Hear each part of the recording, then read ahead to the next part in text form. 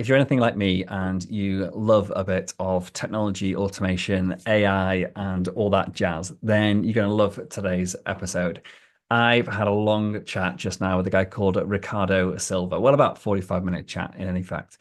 And all about those things, about how can we as small business owners leverage all of the cool technology that's coming out in order to maximize the efficiency of our teams, to get more work done in less time, to stay ahead of the game, to increase our profits, to automate like as much as possible, but using AI to make it more human, to make it easier to actually do. So you don't need to be some software engineer with a 20-year history in programming to be able to actually create something useful. Like, how can we actually leverage all what's available to us at the moment to actually make it a reality for us business owners? Hope you enjoy it as much as I did recording it. So the question is this: how do entrepreneurs like us, who don't have an endless supply of cash, how do we leverage the best apps, virtual assistants, automation tools, and systems to scale our businesses, increase our profits, and have more time to do what we love to do each day? That is the question, and this podcast will give you the answer. My name's Dr. Steve Day, and this is Systemize Your Success. Welcome to Systemize Your Success. As always, I'm Dr. Steve Day, and today I'm joined by Ricardo Silva. Ricardo is someone I've been excited about speaking to because if you've been listening to this podcast for a while, you'll know I'm a bit of a tech geek, and Ricardo trumps this in his founding of Engibots, which is a company that helps businesses to leverage process automation and AI. We're going to delve into what that means and how it can help you as a business owner during this episode. But just to give you a bit of a background into Ricardo, he and his team are solopreneurs. He and his team support both solopreneurs and micro business owners, just like they support larger businesses as well, to effectively use the modern technologies which are all the rage at the moment. And he's a recognized leader in intelligent process automation. He's got a software engineering degree and a master's as well, and over 10 years experience working in the IT industry, having worked at both Accenture and Hitachi. With all that said, Ricardo, it's my absolute pleasure to have you on the show. Thank you very much for coming along today. Yeah, thank you, Steve. Thank you for having me here. I'm very excited also to be here. Fantastic. Okay, so I'm going to kick off with what I hope is a simple question, and that is, what on earth is robotic process automation, and why should I care as a small business owner? Okay, basically, robotic process automation is a technology that gained lots of momentum in the past years, based on a capacity that has to interact with human interface in a human way. Because most of the times, to interact with a system, with a platform, until having RPA or robotic process automation, we had to have doors or APIs to connect with. And we know that some systems don't have this kind of doors or APIs to connect. Basically, RPA is a very simple technology that makes us possible to interact with the interface as a human. Okay, imagine that you have a web page that you don't have the API, and you want to do a login, and you want to download a document from this web page. By using RPA, your robot that you create can do the login by you in your position and can download this file automatically. This is a simple example. So these tasks that are carrying on by humans, very simple tasks interacting with interfaces, nowadays using RPA, this technology, you can automate these tasks and can leverage some of this work to these robots and put people doing more human stuff. Fantastic, thank you. I was actually having a look into this before the interview, and I think one of the applications I had for this, which might resonate with a lot of the listeners, is the idea of scraping data from various websites. And I know a lot of people that listen to this podcast have got property, or they're property managers, or they invest in property. And finding property is often a game of doing a lot of repeated work. So it's just going onto the same websites, doing the same searches, pulling up the results, and then doing something with those results afterwards. And I was thinking, is that the kind of thing that process automation, like is that robotic process automation, sorry, is that the kind of thing that it would lend itself to? Yeah, basically, you touched on a point that is very, very important, web scraping. Okay.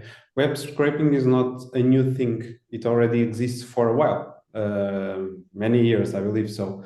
So RPA is basically a evolution from web scraping, okay, that allow to create some platforms that are more complete than web scraping, okay, that can help a programming, RPA programming, to create more efficient ways of interacting with the interface, with the human interfaces.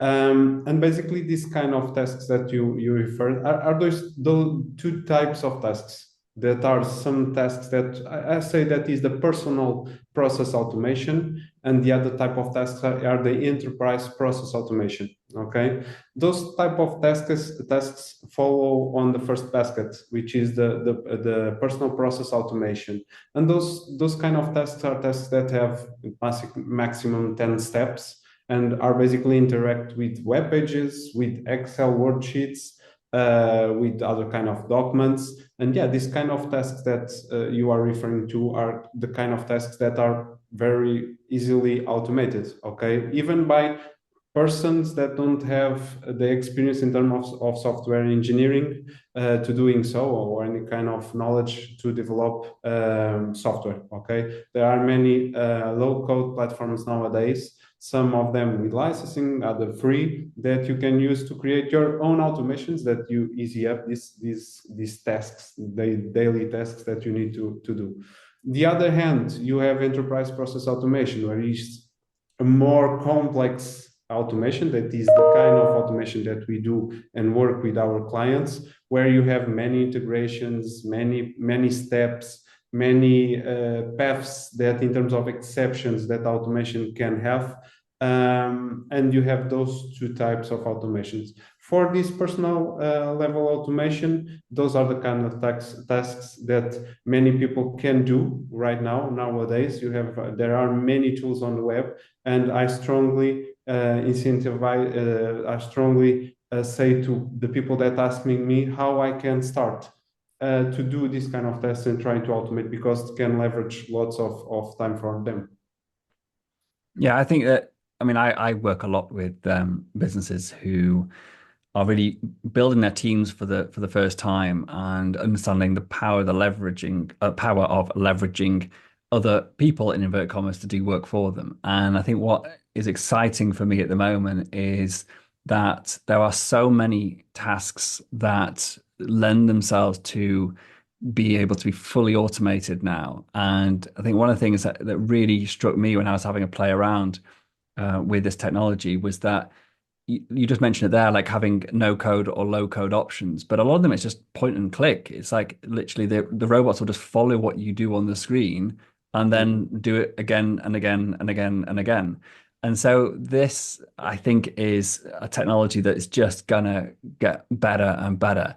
And what I'm really interested to understand, which is a black hole for me, or I don't know anything about, is like, how does AI play into this? Like, I can understand totally how, you can have I guess the AI is watching what I'm doing, but is there more to it? Is there more that you see will happen maybe in the near future that it's just on the horizon, or is there cool stuff that you can tell us about now, which is already available and happening, but maybe I'm not aware of it?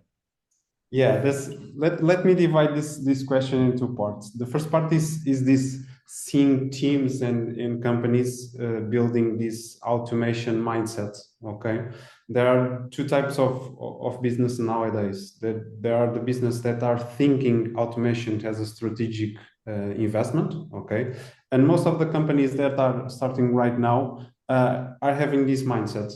Okay, trying to have smaller teams, try to make the time that humans spend on tasks very efficient, and trying to leverage most of the work, of the repetitive work, to digital systems or automation systems.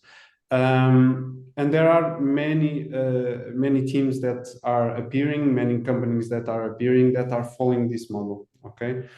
There are other companies, most of them that we work with, that are changing the mindset from the old way of working, the way that for you to increase your business, you have to increase your workloads and don't do any kind of leverage in automated systems. And we see these two types of teams, and it is very interesting. In terms of the AI role in terms of process automation, most of the times I say that it changed all the things, okay? Because most of the times we build automations or robots, as many of the people say, that are very dumb because they only follow, as you said, a set of steps. You say, okay, you're going to do this, do this, okay? And he does it all the times, 24/7, and don't complain, okay? The AI brings some intelligence for these dumb robots, okay?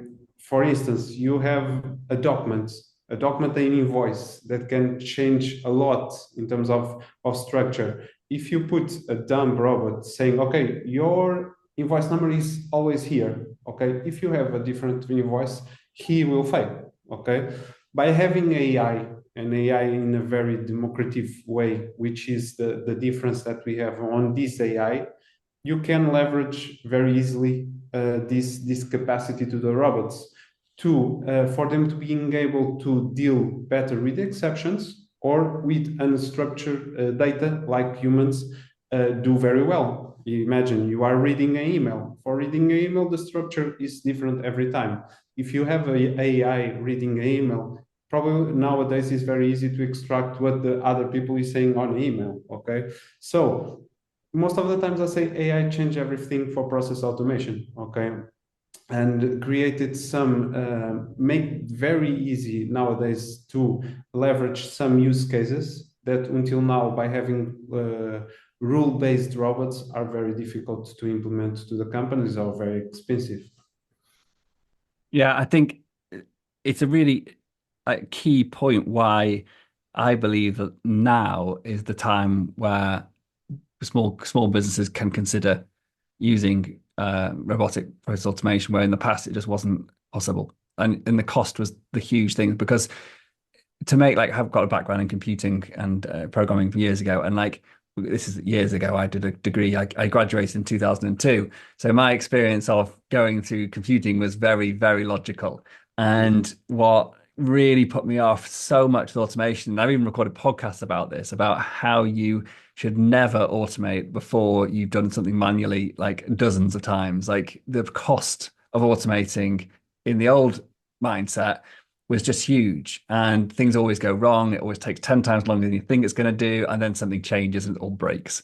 And for me, it's like it's always just really put me off like properly investing into so many things. I mean, there's stuff we do automate all the time, and it makes a big difference. But what I love about this advent of AI combined with process automation is this possibility to, like you just said, to actually cope with exceptions without programming exceptions like from the get-go.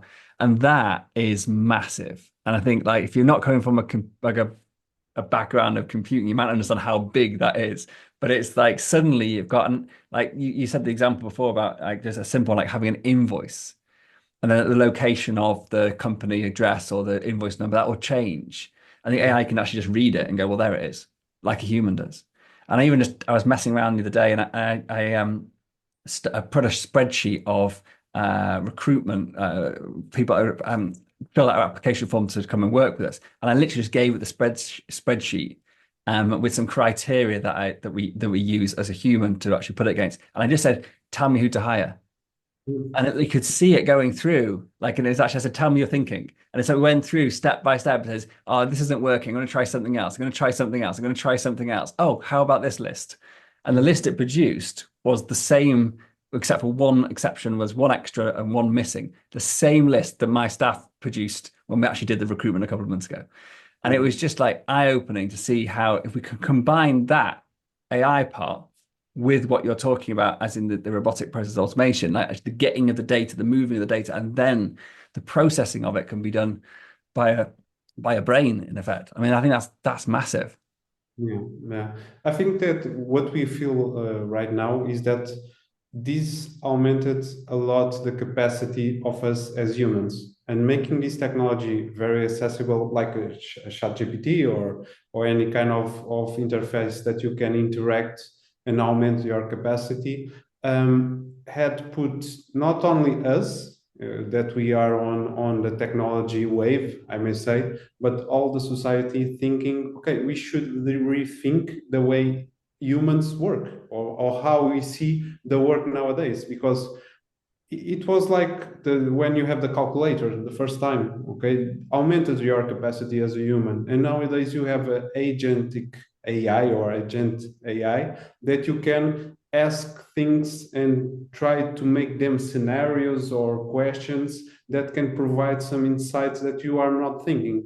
Most of the time, I make a joke to many people, which is, I have a co-founder, which is OpenAI. Okay, I'm solo founder, but I have this co-founder where I can pinpoint many questions and say, okay, what do you think of this strategy? What do you think of this strategy? And trying to do some brainstorming, which is very, very, very cool. But yes, this is a capacity that we have right now as a society to our personal goals, to the business goals, and we should rethink the way we work, because this augmented a lot this capacity, not only in that case that you refer, Steve, but many simple things in nowadays. We have a very simple example this week was a junior programmer was trying to compare two addresses, and the addresses came from database with different formats that you may guess. And by using typical programming language software and trying to do the comparison algorithms, it doesn't work. By using OpenAI, okay, you have two lists of address, one list of address, trying to see which is the better match, and it works very well. A very simple case, okay? And of course, you have more complex scenarios, but it is changing the way we should think. So in terms of adopting this AI and these technologies, think it's the key. Think where we can apply in a structured way, because there are scenarios that don't work, okay? Because if you don't think or don't try to put prompts that are very well structured, trying to do the right questions, probably you will have a bias in terms of answer, okay? So this is an opportunity, but is a challenge for us to think, keep thinking, but in a different way, okay? In order to get to good answers and trying to have this power working for us. Yeah. I think that a couple of things you mentioned there that really jump out to me is the augmentation of what the humans are already doing. And that's something that as small business owners, we have to start, I believe, seriously adopting to stay ahead of the game. Because the businesses that don't embrace these sorts of technologies, they're just going to get left behind, because for a lot less cost going forward, businesses that are fully leaning into automation and AI are just going to get a lot more done, a lot more quickly, and probably done better with the same number of staff. And that is just, and staff's like the biggest cost for any small business. And so if we can actually slash that down or reduce the need to grow our team as we grow as a business, that is, I think, a huge game changer. It just means that there's more money to enjoy, but also to reinvest, to actually use that money to then further develop either the business or the marketing or whatever it is. And so I think there's like a correlation here. Like we talk about it with just systemization, and that's what we help to do. Like there's a steep, like at the beginning, there's a steep learning curve, the steep investment of time. And suddenly you get to, it's not just a plateau, it just plummets off the other end. It's like you've now got to a point where you're no longer needed to actually get stuff done. So suddenly all your time becomes free because you've got people or now technology in place to help you. And I think, yeah, I just think it's a huge opportunity for people to actually to embrace this now, to do a bit of learning, or to work with someone like you who can fast track it, to actually get the results far quicker, and just see the benefits of it for the rest of their lives. So yeah. And you have two things here, because I read a sentence from, I don't recall the author, but in next 10 years or so, you will have more businesses with 2, 3 people at maximum, with revenues of millions. Okay, you will have a change of an economical model in terms of business due to this factor of leveraging technology to do stuff that a human do. Okay, and this will become a thing. Okay, and even so, by having shorter waves of innovation, because if you see, the innovation is becoming shorter in shorter waves. So you, in next 10 or 20 years, you will have more innovations and faster.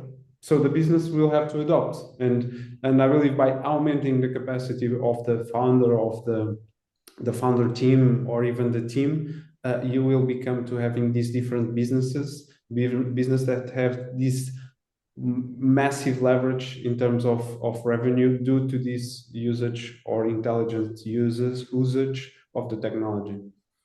Yeah, totally.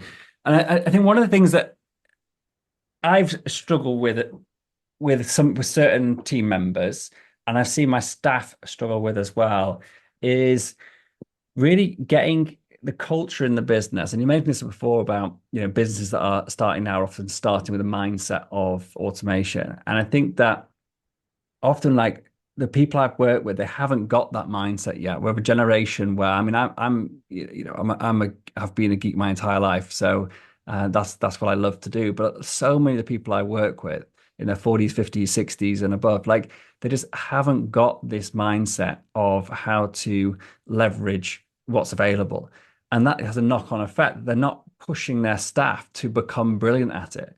And I say this to my team all the time. It's like, 5 years from now, if you aren't fully utilizing AI in your role working for me, then somebody else will be, because I'll get 10 times the work done for the same amount of money by the person who is fully leveraging automation, AI, and has really seen that for their career to still have, a path for them to be valuable and desirable in the workplace. They've got to lean in themselves. So we can help that as business owners, I think, and push people into that mindset by saying, like, giving them time dedicated to do it. But I think we need to also actually start really encouraging our staff to take it seriously. Yeah. I feel that people have to have a different mindset in terms of the work they do for the companies and the value that they bring for the companies. They should not think in terms of work as a quantitative work, but qualitative work.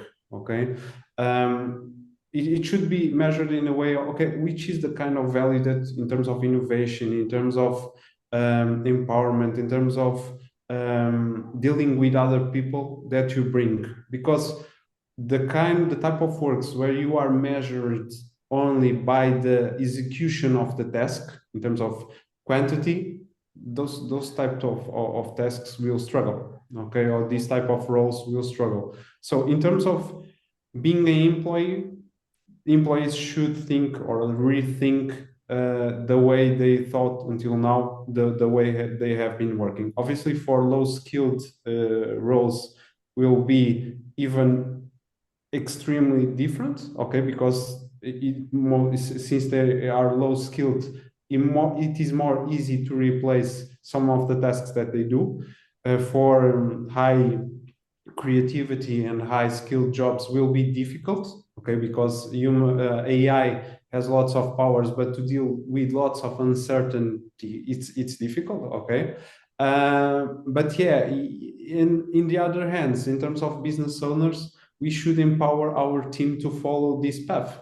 Okay, to give them the proper incentivation to, okay, go forward to get this knowledge, go forward to try these tools, and trying to feel or get a different way of working, or that can bring us better value. And this is a challenge for the employees, but also for the business owners, because but if you don't push forward this trend, you will fall behind, and probably this will be a very serious competitiveness issue in the future. Okay, so it is. I feel that we are on a change somehow in a change era where there is this rethinking of the business, rethinking of the economy, rethinking of the work and the work-life balance also. There is a change, and I believe that in some years we will look behind and see these years as a changing years, okay, a changing era. Not only on the way that society works, but also on those aspects. Yeah, absolutely. One of the things that I think you mentioned now is about the value and maybe trying to redefine the way people perceive what they have to do at work in order to be seen as being valuable and being able to produce like the high quality, getting results, etc., etc. That suddenly becomes a lot easier to be done if you're using things like AI. And there's a great book called Business Made Simple. And in that book, he describes Donald Miller, I can't say his name, Donald Miller describes that when you have employees, like ideally you want them to be able to come to you and in a an appraisal and almost demand a pay rise and be sat there with the evidence to say why they deserve a pay rise. To be able to actually say, look, in the marketplace right now, because the skill sets I've acquired, this is what you should be paying me. And I think this is one of those moments, like if we can, like, I think that scares some business owners because it's like, oh yeah, but I have to pay my staff more. But it should be the opposite. It's like you're keeping like brilliant staff who know your business, who've been there for a long time. You're helping them to get better at using what's available to them to be more valuable. And then, yeah, you should pay them more as a direct result. And I think this is just, it's all part of the same challenge that both we as a business owners, but also staff has, is investing the time now, both for ourselves, for the company, and for the staff, to be able to then reap all the rewards going forward. So I'm really interested in, like, we talked so much about this, and it's been fascinating speaking with you, but like, just speaking like frankly now, like how would you help somebody like me or another business? Like, in what way does Engibots actually come in and help with all these things we've been talking about? Yeah. In terms of helping our customers, we have a very well-defined target, because for helping a customer in terms of our expertise in technology, you should have some kind of a dimension, okay, to justify paying some services and this technology to leverage some of your team's work. Okay, most of the times we work with medium-sized companies. Okay, companies between 50 plus people, okay, which have a dimension that justify applying automation. For smaller business, what most of the time what I do, even without any charge, is giving some advice. Okay, some way. Okay, you can try these tools, trying to do integration. What do you think? What will be the gains in terms of picking this process? What do you think? Okay, which is the process if you grow 20% by night will be very difficult. Okay, it's this process. It's a way of standardizing the process or having very well defined, or it is a matter of automating it. Okay, so sometimes it's doing the questions. Okay, for these smaller businesses. Okay, once the business achieves a level where there is more systems involved in terms of the IT scope, in terms of the teams, also more people involved, and some rotation in the teams. Okay, it is not enough to have a standardized process. Okay, because when the people leave a company, there is something that they left also. Okay, and by having a standardized process and automation on top of it, there is no chance. They have to follow this path. They become even more standardized. Okay, and for the business, the path that we do, it's complex, because there aren't two types of business. Even if you have very similar companies, automation deals with three variables, which is people, technologies, and processes.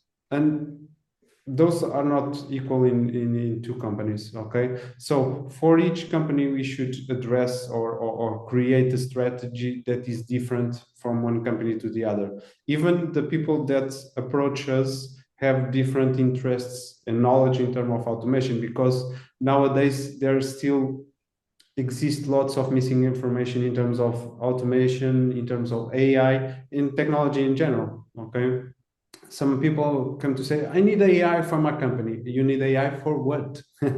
And you go deeper and they say, okay, you don't need AI. You just need to reorganize your processes in this way. Once you have the process organized, we can automate some level and then bring AI. Okay. So it is a road that we should do with all of our customers, having people at the center of the change. Okay. Trying to understand in terms of management, where are the objectives in terms of the company, in terms of adopting new technologies, trying to understand in terms of the teams, how much resistance we will have on the teams and how we can create strategies to involve the teams, because automation can be I may say a rock on the shoe at the beginning, because people are afraid of at the beginning that robots will replace their work, and it is the opposite. We are there to make them grow on the company by doing more relevant work. Okay, and studies show this. Okay, so it is very important to create a strategy for each company. Obviously, from working with many customers, we know we can position each customer on a profile and trying to create this strategy. But this is a continuous work that requires months and even some years to leverage this knowledge and this capacity to the companies. And we work in two vectors. This is the consultancy vector, which is more strategic. And once we have the strategy on place, the process, some of the first processes identified, which will be the process that will be the first candidates, we will bring our technological frameworks that enables us to create the automation, the integrations, the interfaces, the AI for us to leverage this capacity or this result to the client. Fantastic. It's very interesting hearing you talk about this, because I mean, I work for a slightly different end of the spectrum at the moment. So I guess that's the way you could say it. So when we're helping businesses to work more effectively with teams, with remote teams around the world, like a huge part of what I do is to help people to systemize, to formalize the processes, to create systems like what they do, to standardize everything. And what's really nice to hear is all of that stuff that we've been helping people do for years. Like it just, like when you're then speaking with someone like you, when those businesses grow and they're like, okay, great, how do we get the massive return on all that return on investment of all that work we've been doing for the past, whatever it is, number of years? Or how do we then like 10x the size of the company? Like coming and speaking with someone like you, if they've done all that background and have everything nicely laid out, by the sounds of it, that would make your job a hell of a lot easier. Exactly.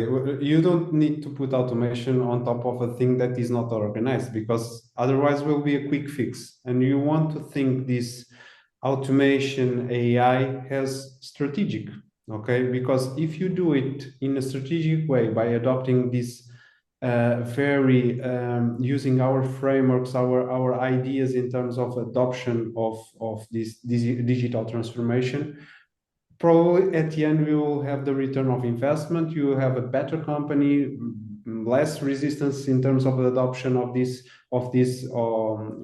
new technology and this disruption. So there is this kind of idea that automation or RPAs at last years were the holy grail, and many RPA initiatives failed due to this fact. Okay, because companies need to create the proper structure to grow in terms of processes, in terms of strategy, in terms of ambition, in terms of culture. Even culture is very important.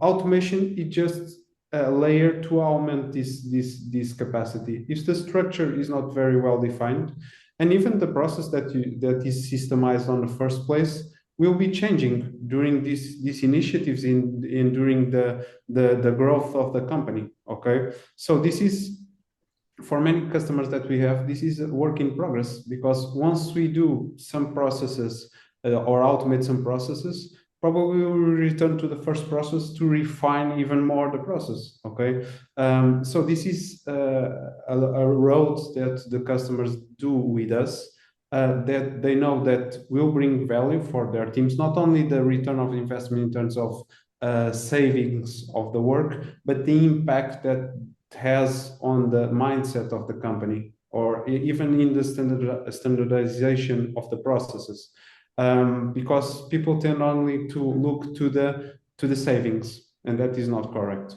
Okay. Yeah, totally. Fantastic. Ricardo, I could literally speak with you for hours about this, but I'm going to have to draw it to a close. And so I do have a couple of final questions I'd like to ask you, if that's okay.